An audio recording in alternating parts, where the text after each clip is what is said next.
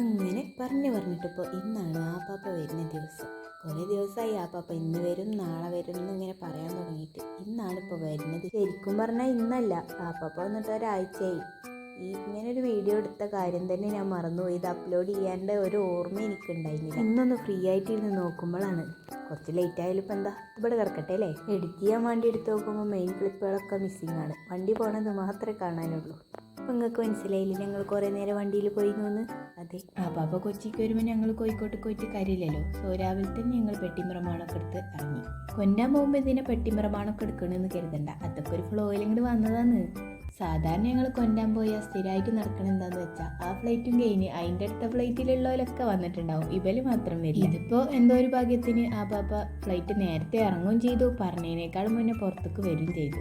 Airport പിന്നെ ഓരോ പ്രാവശ്യവും വരുമ്പോൾ ഓരോ പോലെക്കാരം. എനിക്ക് മാത്രമാണോ ഇങ്ങനെ തോന്നിയത്? ഇന്നലെ പോയിട്ട് ഇന്ന് പോയാലും കണ്ടൊരു പരിചയമേ തോന്നൂല.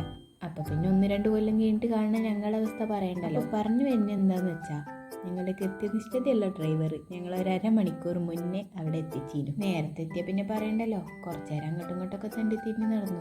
എസ്കലേറ്റർ കണ്ടപ്പോൾ കുഞ്ഞുനൊരാഗ്രഹം മേലെന്താണെന്നൊന്ന് കയറിപ്പോയി നോക്കിയാൽ. ആരോടും ചോദിക്കേണ്ടിയും പറയേണ്ടൊന്നും ആവശ്യമില്ലല്ലോ. താഴത്തുള്ളതിനേക്കാളും കൂടുതൽ മേലെ കാണാൻ പ്രത്യേകിച്ചൊന്നുമില്ല എന്ന് അറിഞ്ഞെങ്കിലും ഇത് കൂടെ കയറി ആയിക്കൂടെ ഇറങ്ങിയാൽ അവിടെ ഉള്ളവർ വിചാരിക്കൂലേ ഞങ്ങൾ എസ്കലേറ്റർ കാണാത്തോലാണെന്ന്. അങ്ങനെ ആരും നമ്മളെ തെറ്റിദ്ധരിക്കാനുള്ള അവസരം നമ്മളൊക്കെ ഉണ്ടാക്കരുത്. അങ്ങനെ ഒരാവശ്യമില്ലാതെ ആയിക്കൂടെ കുറേ തിന്നി നടന്നെങ്കിലും ഉപകാരമൊക്കെ ഉണ്ടായി. ഇല്ലും കൂട്ട് കയറി നിന്നിട്ട് കുറച്ച് ഭീമാന ഇരുത്തുന്ന് കണ്ടു.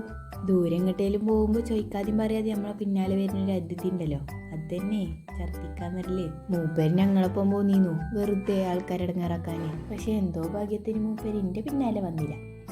മേമയും ഇമ്മയും അമ്മയൊക്കെ താഴെ തന്നെ നിൽക്കുന്നു.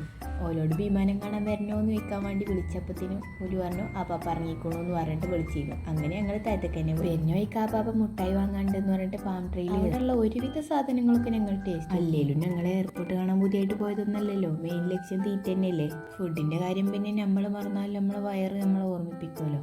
പക്ഷെ ഞങ്ങൾ മറന്നിട്ടില്ലായിരുന്നു. കറക്റ്റ് ലഞ്ച് ടൈമിൽ കയറി ചെന്നുകൊണ്ട് ഹോട്ടലിൽ ഭയങ്കര തിരക്കായിരുന്നു. ഞങ്ങൾ കയറി ചെന്നൊന്ന് ഇരുന്നിട്ടുള്ളൂ, അപ്പത്തിനും വന്നവരോട് പിന്നെ വെയിറ്റർ പറയാം ഇവലിപ്പോൾ നീക്കും 2 മിനിറ്റ് ഒന്ന് വെയിറ്റ് ചെയ്യണം കേട്ടോ. 2 മിനിറ്റ് എന്ന് പറഞ്ഞു പോയ ചങ്ങായി പിന്നെ 2 മണിക്കൂർ കഴിഞ്ഞിട്ടാണ് ഞങ്ങൾ ചോറൊക്കെ എടുത്ത് വരുന്നത്. ഓലൊരു ബിസിനസ് മൈൻഡ്, ബാക്കിയുള്ളവരിവിടെ വിശന്നിട്ടേ. വിശക്കുമ്പോൾ നിങ്ങളല്ലാതാകുന്നു. പിന്നെ അവിടെ എന്താ ഉണ്ടായിന്ന് തന്നെ ഓർമ്മയില്ല. അതും കഴിഞ്ഞ് വണ്ടിയിൽ വന്ന് കയറി ഒന്ന് കണ്ണടച്ച് തന്നപ്പത്തിനും വീട്ടിലെത്തി. ഇത്രയും നേരം വണ്ടിയിൽ ഇരുന്നതിൻ്റെ നല്ല ക്ഷീണം ഉണ്ടായതുകൊണ്ട് തന്നെ വന്ന പാടെ കുളിച്ച് കാണാം. അപ്പോൾ ഇന്നത്തേക്ക് തൽക്കാലം അത്രേ ഉള്ളൂ.